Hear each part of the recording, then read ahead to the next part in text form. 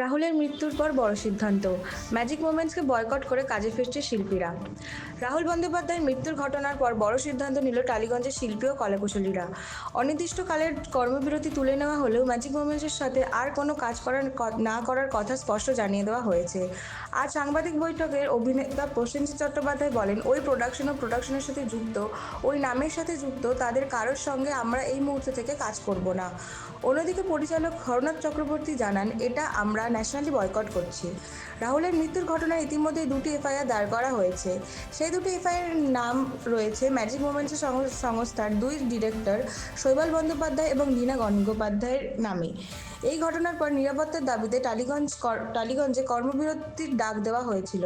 তবে আজ শিল্পী ও কলাকুশলীরা জানিয়ে দেন, আগামীকাল থেকে আবার শুটিংয়ের কাজ শুরু হবে।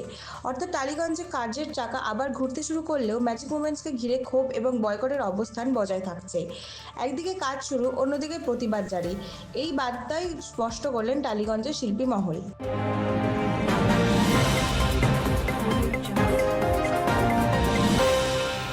রাজারহাটে জগারডাঙ্গায় ভয়াবহ আগুন, পুড়ে ছাই একাধিক দোকান।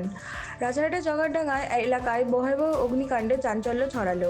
স্থানীয় সূত্রে খবর, হঠাৎই একটি দোকানে আগুন লাগার পর মুহূর্তের মধ্যেই সেই আগুন ছড়িয়ে পড়ে আশেপাশে একাধিক দোকানে। দাউ দাউ করে জ্বলতে থাকে গোটা এলাকা। আগুনের শিখায় পুড়ে ছাই হয়ে যায় বেশ কয়েকটি দোকান। খবর পেয়ে ঘটনাস্থলে পৌঁছায় দমকলের দুটি ইঞ্জিন। দলকর্মীদের তৎপরতায় আগুন নিয়ন্ত্রণে আনার কাজ শুরু করা হয়।